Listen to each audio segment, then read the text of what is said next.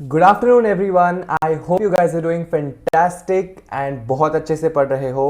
And we are going to continue with our today session for economics. हम लोग पढ़ रहे थे हमारा चैप्टर नंबर 1 जो है बेसिक कॉन्सेप्ट्स ऑफ इकोनॉमिक्स, और आज हम उस चैप्टर को हमारे अगले सेशन में कंटिन्यू करने वाले हैं। So without wasting a moment let's start करने से पहले सब बच्चों ने वीडियो को लाइक करके अपनी अटेंडेंस मार्क करनी है। एंड कमेंट्स में आपके कोई डाउट्स होंगे प्रीवियस लेक्चर्स के या आज के सेशन के, मैं अभी बता दे रहा हूं कि you can comment and you can ask your doubts. I will be definitely replying to all your comments. ठीक है, so let's begin with our today session for economics. हम लोगों को स्टार्ट करना है वेल्थ से, if I am not wrong. पिछले session में हमने वाटर डायमंड पैराडॉक्स तक कर लिया था। अब हम लोग स्टार्ट करेंगे आपके पेज नंबर 5 यानी कि wealth. Let's start with wealth. चलो, so guys what is wealth? Wealth क्या होता है? वेल्थ को हम लोग हिंदी में बोलते हैं संपत्ति। वेल्थ इज, आप लोगों को बोला गया है कि wealth is anything which has market value. सबसे पहले तो उसको कोई मार्केट वैल्यू है and it is exchange for money, मतलब उसकी कोई परचेजिंग कैपेसिटी है। आई am not saying purchasing power is different. उसकी परचेसिंग कैपेसिटी है, आप इसको मार्केट में खरीद सकते हो, उसकी कोई वैल्यू है। सबसे पहले number 1, it has a market value. Number 2, it is exchanged for money. So anything that has market value and can be exchange for money, इन दोनों फैक्टर्स को हम लोग बोलते हैं वेल्थ। जब ये दोनों फैक्टर्स एग्जिस्ट करते हैं उसे हम लोग वेल्थ बोलते हैं। ठीक है sir, example what flat is a wealth, your car is wealth, anything that you can purchase. ठीक है, एंड उसकी कोई मार्केट वैल्यू है। आज अगर मैं अपना फ्लैट बेचने जाऊं तो उसकी कोई मार्केट वैल्यू निकलेगी, yes, that is nothing but wealth. ठीक है, to be regarded as wealth a commodity must possess following characteristics. अब इसके कोई एसेंशियल्स दिए गए हैं आपको कि सो एंड सो चीज को अगर आपको वेल्थ बोलना है कि भाई ये चीज वेल्थ मानी गई है, तो उसके लिए कोई कुछ है ना एसेंशियल कैरेक्टरिस्टिक्स होने चाहिए। नंबर 1 बोला गया है यूटिलिटी। यूटिलिटी गाइस, यूटिलिटी का मतलब होता है यूजफुलनेस। वो आपके लिए यूजफुल होना चाहिए। जैसे अभी मैंने आप लोगों को एग्जाम्पल दिया फ्लैट का या घर का, तो क्या घर की यूटिलिटी है? Yes, I am using it. हो सकता है मैं खुद यूज कर रहा हूं या फिर मैंने उसे रेंट पे दिया है। ठीक है, सो फ्लैट का या फिर किसी वो जो हम लोग वेल्थ जिसको हम कंसिडर करते हैं उसका कोई यूज होना चाहिए, उसकी कोई यूटिलिटी होनी चाहिए। ठीक है, नेक्स्ट नंबर 2 इज स्कैर्सिटी। वो स्कैर्स होनी चाहिए। स्कैर्सिटी का, by scarcity it doesn't mean कि एकदम ही लिमिटेड क्वांटिटी में। स्कैर्सिटी का मतलब है उसकी डिमांड उसकी अवेलेबिलिटी से ज्यादा होनी चाहिए। मतलब लोग जितने हैं ना उसको खरीदने के लिए, वो उसकी अवेलेबिलिटी उससे कम होनी चाहिए। स्कैर्सिटी का यहां पे मतलब वो लेना है, जैसे कि अब फ्लैट खरीदने के लिए घर तो कितने लोगों को चाहिए, ट्रस्ट मी, अब लाइक इंडिया का पॉपुलेशन देखो कितने लोगों को घर चाहिए, बट है कितने लोगों के पास, so, उस हिसाब से वो रेशियो कंपेयर करना है। So scarce, got it. Next is transferability. Wealth को हम ट्रांसफर कर सकते हैं। अब हमारे केस में हमने घर का एग्जांपल लिया, क्या मैं घर को बेच सकता हूं? यस। क्या मैं उसे रेंट पे दे सकता हूं किसी और को यूज करने के लिए ताकि यूटिलिटी किसी और को जा सके? करेक्ट। सो ट्रांसफरेबिलिटी भी वेल्थ का फीचर होना चाहिए। कार का एग्जांपल ले लो, मैंने OLX पे बेच दी तो, या फिर ऐसे ही किसी को बेच दी, तो क्या ओनरशिप ट्रांसफर हो गई? ट्रांसफर कर दिया वो वेल्थ। सो वेल्थ का और एक फीचर होता है transferability. And last is externality. Externality का मतलब होता है मटेरियल एग्जिस्ट होना चाहिए उसको, it should be existent in nature. ठीक है, तो utility, scarcity, transferability and externality, ये 4 होते हैं हमारे रिक्विजिट्स किसी भी कमोडिटी को वेल्थ बोलने के लिए। Got it? चलो, तो अब एक एक चीज को उन्होंने डिटेल्स में एक्सप्लेन किया है, मैंने तो पहले ही कर दिया। देखो, सबसे पहले यूटिलिटी का मतलब है capacity to satisfy human wants. मैंने आप लोगों को अभी बताया कि यूजफुलनेस, यूटिलिटी को ऑल्टरनेटिव वर्ड है यूजफुलनेस। वो यूजफुल होना चाहिए ह्यूमन बीइंग को कंजम्पशन के लिए। ठीक है, वो ह्यूमन वांट सेटिस्फाई करना चाहिए। एग्जाम्पल में आपको फर्नीचर, रेफ्रिजरेटर, मैंने घर का बड़ा एग्जाम्पल दे दिया, उन्होंने तो आपको ऐसे छोटे छोटे रेफ्रिजरेटर, फर्नीचर, ऐसे वाले एग्जाम्पल्स दिए हैं। ठीक है, next is scarcity. Commodity must be scarce in supply to relation to its demand. जैसे मैंने आपको बोला कि उसकी डिमांड ज्यादा है, उस डिमांड के कंपैरिजन में ना वो कम होने चाहिए, इसको हम लोग वेल्थ बोल सकते हैं। अभी जैसे कार तो कितने लोगों को चाहिए, लेकिन क्या सबके पास है क्या? अगर हर एक इंसान ऐसा सोचने लगे कि I want car, I want a car, I want a car, but everyone they don't have it, right? So demand से कम होना चाहिए। By scarce here it is not meaning कि एकदम कम क्वांटिटी में, डिमांड के कंपैरिजन में कम। ठीक है, next is transferability. Commodity should be transferable from person to person as well as place to place. ठीक है, if the good is material or tangible, then only it is possible to transfer it from one place to another. Vehicle हो गई, jewellery हो गई, car हो गई, bike हो गई। ठीक है, next is externality. A good can be transferred only if it is external to human body. मतलब material existence other than human body. ठीक है, उसको हम लोग wealth consider करते हैं। Got it? Next is your done. Wealth इतना ही है, वेल्थ में आपको इतना ही दिया गया है, वी आर डन। अगला है आपका personal income. Now what is personal income guys? Earnings received by a person from all sources is called his personal income. अभी for example let's take an example of XYZ person, कोई XYZ नाम का बंदा है, उसकी personal income अगर हमको निकालनी है तो हम लोग क्या क्या देखेंगे कि वो कहाँ पे जॉब करता है, नंबर वन, या कहीं पे वो कुछ आउटसोर्सिंग से पैसा कमाता है, क्या वो पार्ट टाइम जॉब करता है कहीं पे, फुल टाइम कहाँ पे करता है, फिर क्या उसका और बिजनेस है, कहाँ से कहीं पे उसने इन्वेस्टमेंट करके रखी है जहाँ से उसको रिटर्न्स आ रहे हैं। सो ये सारी चीजों को हम लोग टोटल करके उस बंदे की पर्सनल इनकम निकाल सकते हैं। Like all the sources you have to consider कि जितनी जितनी जगहों से उसको पैसा आ रहा है। हो सकता है उसको नंबर वन सैलरी, वो एम्प्लॉय है, वो सैलरी से पैसा कमा रहा है, पार्ट टाइम वो कहीं जॉब करता है, उससे पैसा आ रहा है, उसने पैसा शेयर मार्केट में लगाया हुआ है, वहां से वो प्रॉफिट्स कमाता है, उसके साथ साथ उसने कुछ लैंड या फिर कुछ खरीदा है जिसका अप्रिसिएशन होता है। ठीक है, तो ये सब चीजें, उसकी सारी चीजों को ऐड जब हम करते हैं तो उसकी पर्सनल इनकम निकाली जा सकती है। ठीक है, seventh is personal disposable income, जिसको हम बोलते हैं PDI। Now what is this PDI? It is a part of personal income which is left over after payment of direct taxes such as income tax, wealth tax. अब देखो, जब ना जो बच्चे आगे प्रोफेशनल कोर्सेज पढ़ेंगे या उनका कोई ऐसा कोर्स होगा जिसमें टैक्सेशन सब्जेक्ट इन्वॉल्व है, उन बच्चों को ये ज़्यादा समझ में आएगा जब वो बाद में पढ़ेंगे। सो आपको अभी मैं बस एक ब्रीफ बता देता हूँ। सो पहले ना आपकी टोटल इनकम कैलकुलेट की जाती है कि आपका सो एंड सो अर्निंग्स है, A source, B source, C source, D source, यहाँ से आपकी ये सारी इनकम कैलकुलेट की जाती है। उसके ऊपर सरकार आपके ऊपर टैक्स लगाती है। ठीक है, तो जैसे आप लोग ऑफ लेट अगर आप लोग करंट अफेयर्स अगर पढ़ते हो, अगर आप फॉलो अप लेते हो उसका, तो आपको समझ में आया होगा कि हमारी इंडियन गवर्नमेंट जो है वो टैक्सेस बढ़ाए जा रही है। ठीक है, जो हमारी निर्मला सीतारमन है, she is increasing the taxes. आप लोगों ने सुना होगा, आपके पेरेंट्स से, आपके जो भी घर में बड़े हैं वो ऐसे बात कर रहे होंगे, टैक्स, इस पे टैक्स, उस पे टैक्स, GST, न्यू रेट्स आ गए एंड ऑल दैट। तो all must be listening to that. तो जब आपकी सारी इनकम निकाली जाती है तो सरकार उसके ऊपर टैक्स लगाती है। ठीक है, तो उसमें से सर्टेन पोर्शन ऑफ मनी वो सरकार ले लेती है। उसके बाद जो बचता है ना हमारे पास, वो होता है हमारा PDI, यानी कि personal disposable income.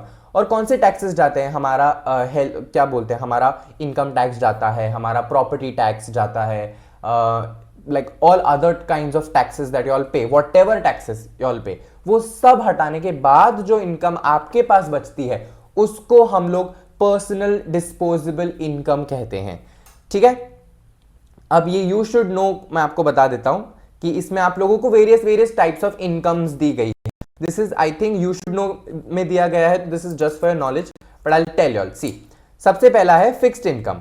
Fixed income वो है जो आपको income which remains stable over a period of, मतलब सबसे पहले, एंड वो stable income over a period, मतलब इक्वल इंटरवल्स में आपको वो मिलते जाती है, जैसे कि रेंट हो गया, वेजेस हो गया, सैलरी भी बोल सकते हैं, ये फिक्स्ड इनकम हो गई।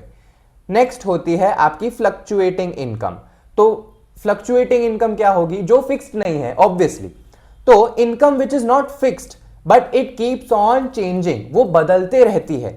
अभी सर ऐसा क्या है जो बदलते रहता है? गाइस, बिजनेसमैन के पॉइंट ऑफ व्यू से सोचो, प्रॉफिट उसका मान लो जनवरी का प्रॉफिट क्या उसके फरवरी के प्रॉफिट से मैच करेगा? नहीं, it is going to differ. Sometimes he will make profit, sometimes he will go into the losses, sometimes there is no profit no loss.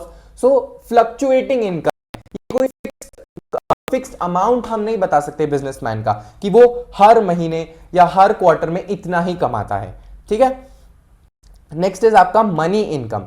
Money income is received in actual currency of the country. In other words, it is the income in cash, जो आपको cash में दी जाती है। जैसे कि आप लोगों को 10,000 रुपए मिले कैश, या फिर आपको 5,000 रुपए मिले cash, so this is money income, जो आपको एक्चुअल करेंसी रिसीव होती है।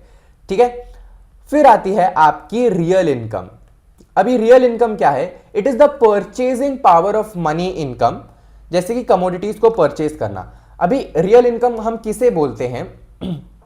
जो आपके पास मान लो आप सैलरी कमा रहे हो, एंड मान लो 50,000 पर मंथ है आपकी सैलरी, एंड 50,000 आपके पास है, तो वो 50,000 में उस 50,000 की कितनी परचेजिंग कैपेसिटी है? 50,000 में आप क्या क्या क्या क्या खरीद सकते हो? What is the purchasing power of that money? उसको हम लोग रियल इनकम उसको हम लोग रियल इनकम बोलते हैं। ठीक है। Next is your contractual income. Contractual income एक ऐसी इनकम है which is paid as per terms and conditions, जैसे कि रेंट एंड वेजेस। अभी कॉन्ट्रैक्चुअल इनकम क्या बोलते हैं? ये ना ऐसी इनकम है जो टर्म्स एंड कंडीशंस के साथ मिलती है। आपने कई बार सुना होगा कि जो एम्प्लॉयर है, अगर जितने दिन आपने छुट्टी की है उतने दिन की वो सैलरीज कट करता है, तो क्या ये टर्म्स एंड कंडीशंस अप्लाई करके वो आपको सैलरी दे रहा है? तो इसी को हम लोग बोलते हैं कॉन्ट्रैक्चुअल इनकम। आपके अगर कॉन्ट्रैक्ट में ऐसा लिखा है ना कि जितने दिन आप काम पे नहीं आओगे आपका पेमेंट कटेगा, तो कटेगा भाई। ठीक है। तो this is your contractual income, जो कॉन्ट्रैक्चुअल बेसिस पे आपको इनकम मिलती है। Got it? Next is residue income. नाम से ही समझ में आता है, रेसिड्यू मतलब कुछ तो बचा कुचा है। देखो, income which is left over after making payments to all factors of production is called residual income, जिसका मतलब है प्रॉफिट। अभी देखो, आगे हम लोग पढ़ेंगे कि factors of income, factors of production क्या होता है। सारे फैक्टर्स ऑफ प्रोडक्शन को जब हम लोग पेमेंट करते हैं, उसके बाद जो बचता है रेसिड्यू, जो एक्चुअली बिजनेसमैन को हम लोग प्रॉफिट बोलते हैं। अभी जब एक बिजनेसमैन ना प्रॉफिट कमाता है ना, उसको बहुत सारे पेमेंट्स करने पड़ते हैं। उसको फैक्ट्री में लोगों को पेमेंट करना है, लैंड का उसको रेंट पेमेंट करना है, उसको वेजेस देने हैं, उसको कितने सारे एक्सपेंसेस है। तो वो सब देने के बाद जो उसके पास पैसा बचेगा वो उसका होगा प्रॉफिट। सो इसको हम लोग रेसिडुअल इनकम बोलते हैं। रेसिड्यू का मतलब होता है बचा हुआ। ठीक है। नेक्स्ट इज आपका अर्नड इनकम। अब ये अर्नड इनकम क्या है? Income obtained after participating in the productive activity, मतलब कोई प्रोडक्टिव एक्टिविटी करके, फिजिकल हो या कोई भी हो, ऐसी कोई एक्टिविटी करके जब आप पैसा कमाते हो, वो है अर्नड इनकम। जैसे मैं टीचिंग करके मैं पैसे कमा रहा हूं फॉर एग्जाम्पल, तो ये है earned income. I am earning it by using my productivity. Got it? Next is your unearned income. जो इनकम आप लोगों को बिना कुछ किए, बिना कोई एफर्ट्स लगाए, बिना प्रोडक्टिविटी किए आपको मिल जाती है। सर कैसा? इसका कोई एग्जांपल दो। लॉटरी। लॉटरी आपने कुछ किया नहीं, have you all given any of your productivity to it? आपने कोई फिजिकल लेबर किया है या ऐसा कुछ किया है? No, nothing, but still you all have earned money. तो उसी हम अनअर्न्ड इनकम बोलते हैं कि आपने वो अर्न नहीं की है, वो बस आपको मिली है, ठीक है, आपने कोई मेहनत नहीं करी है उसके पीछे, लॉटरी लग गई, गिफ्ट मिल गया, यू नो, इसको हम लोग अनअर्न्ड इनकम बोलते हैं। समझ में आया टाइप्स ऑफ इनकम? इतने सारे टाइप्स हैं इनकम्स के, ठीक है। I hope this is clear. बढ़ू मैं आगे, तो लेट्स मूव ऑन। नंबर 8 पर अब हम लोग शुरू करने वाले हैं आपकी economic activities.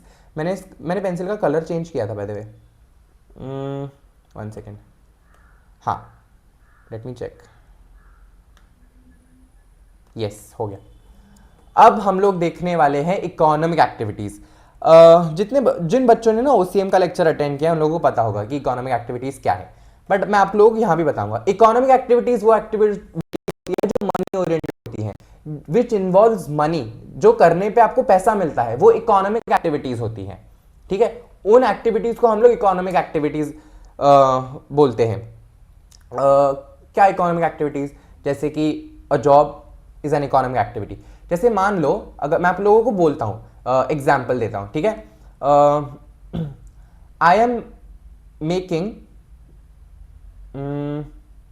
I am selling pav bhaji on a street and earning money. तो क्या ये इकोनॉमिक एक्टिविटी है? Yes. But I am making pav bhaji घर पे खुद के लिए खाने के लिए, तो क्या ये इकोनॉमिक एक्टिविटी है? नो, बिकॉज इसमें आई एम नॉट अर्निंग मनी, जबकि पहले वाले इसमें I am earning money.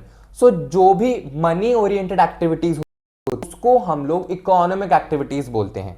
Cool, चलो।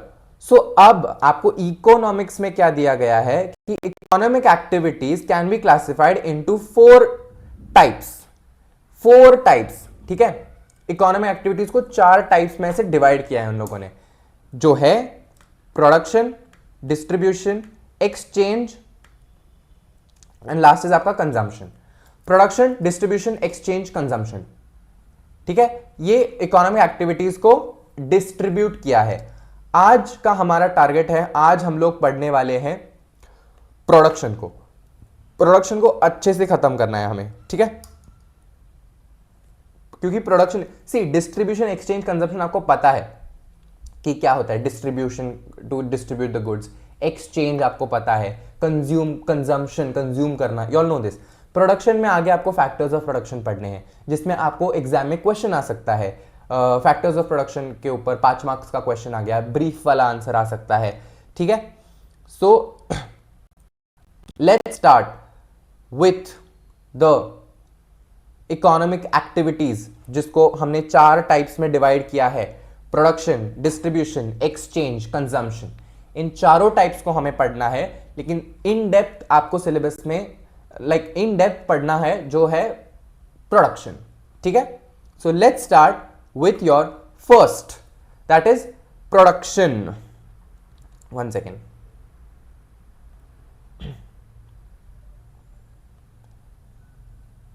शुरू करें। Let's start with our production. चलो, production is creation of utility.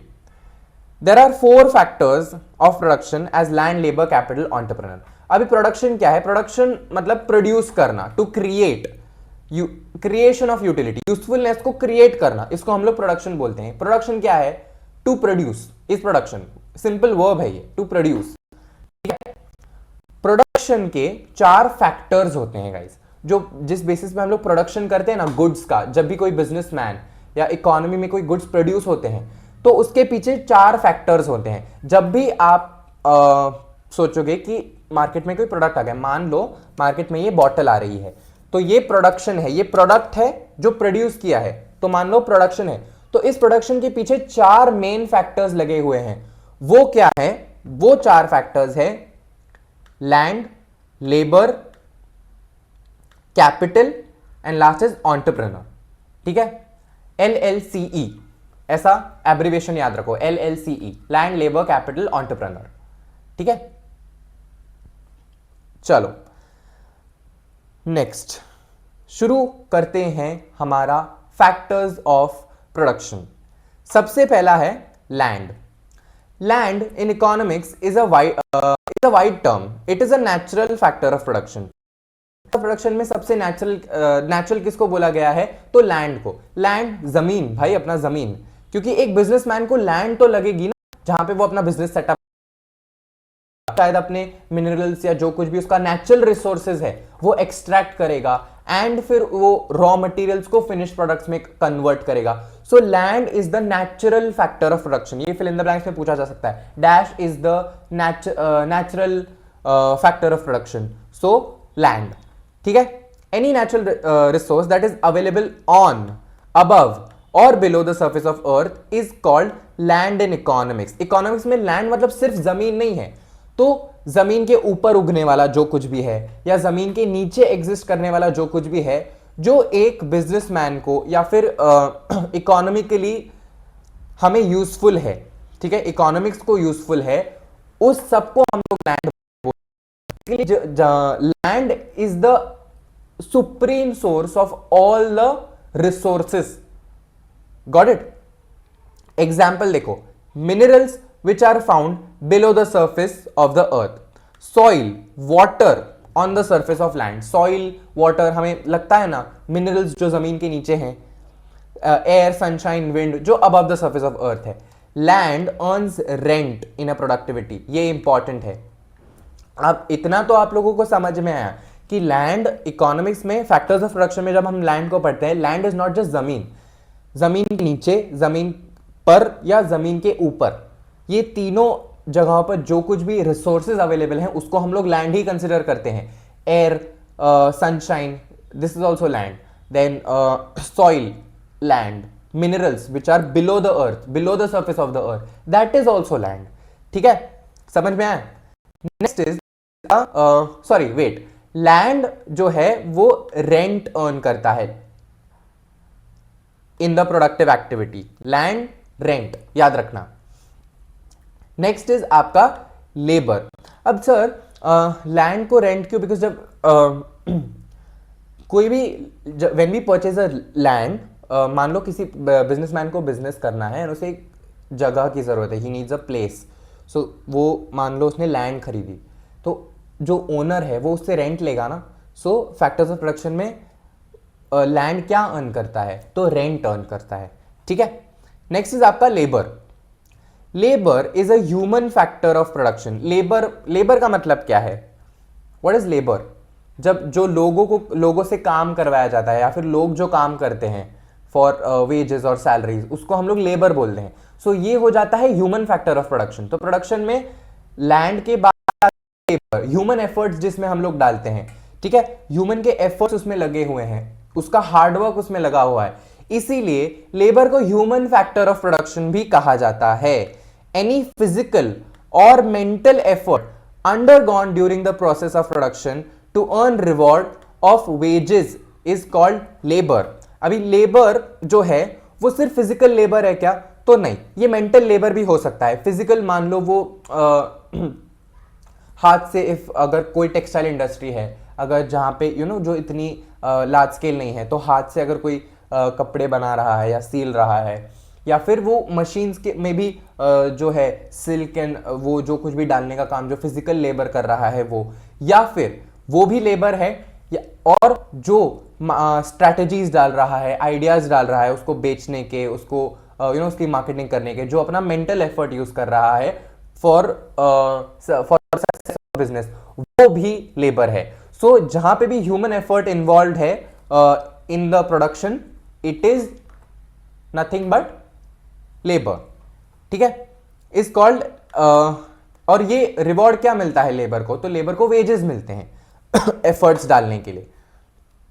Production में ये हेल्पफुल है. हम स्पेसिफिकली प्रोडक्शन की बात कर रहे हैं, गुड्स प्रोड्यूस करने के लिए.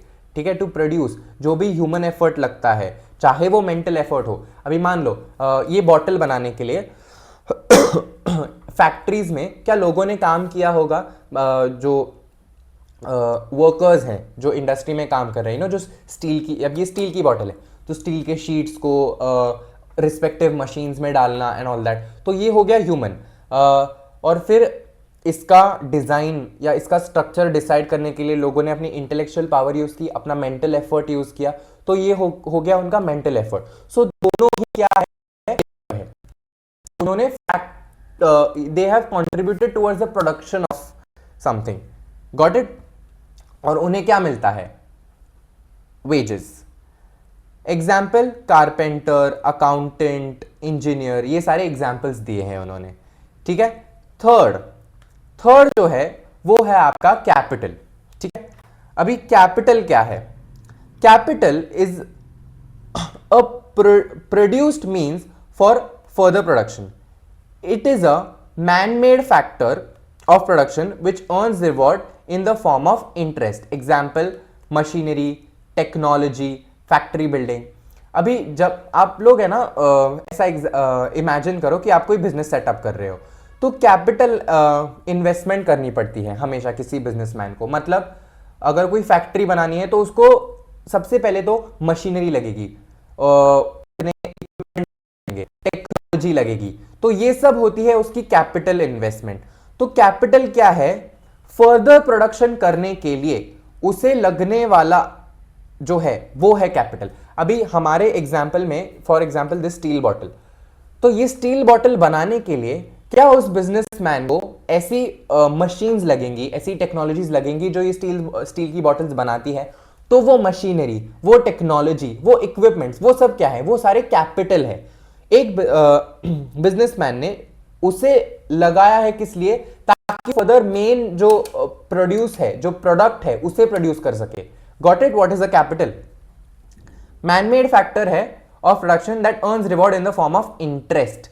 Example machinery, technology, factory buildings etcetera. Got it. Last जो है वो है आपका entrepreneur, organiser who is the real captain of the industry. Entrepreneur ये बंदा है जिसने ये शुरू किया है, द इनिशिएटर और the who is the real captain. He is a special kind of labour who gets the work done to earn the reward of profit. तो उसके डायरेक्शन से ये सब काम होता है, to ultimately do the production work. So सारा काम को डायरेक्ट करना एंड यू नो जो काम करवा के लेता है उन सब से रिस्पेक्टिव डायरेक्शंस में, लैंड हो, लेबर हो, कैपिटल हो, इन सबको यू नो एक डायरेक्शनल फोर्स देता है ताकि वो डिजायर्ड रिजल्ट अचीव कर सके। That guy is nothing but your entrepreneur. Entrepreneur को क्या मिलता है, तो profit. Got it. I hope आप लोगों को फैक्टर्स ऑफ प्रोडक्शन समझ में आए हैं चारों, land, labour, capital and entrepreneur, ये चारों आप लोगों को समझ में आए। लैंड क्या अर्न करता है, तो रेंट प्रोडक्शन एक्टिविटीज में। लेबर क्या अर्न करता है, wages. Capital interest, correct. Entrepreneur profit, ठीक है। ये आपको ऐसे मैच द फॉलोइंग्स के लिए आ सकता है, ओके। तो प्रोडक्शन इतना है आपको। नेक्स्ट इज आपका डिस्ट्रीब्यूशन। प्रोडक्शन हो गया, गुड्स प्रोड्यूस हो गए, अब उसको डिस्ट्रीब्यूट करना है। It is the division of factor rewards among different segments of society. Factors of production claim their rewards for rent, wages, interest and profit through the process of distribution.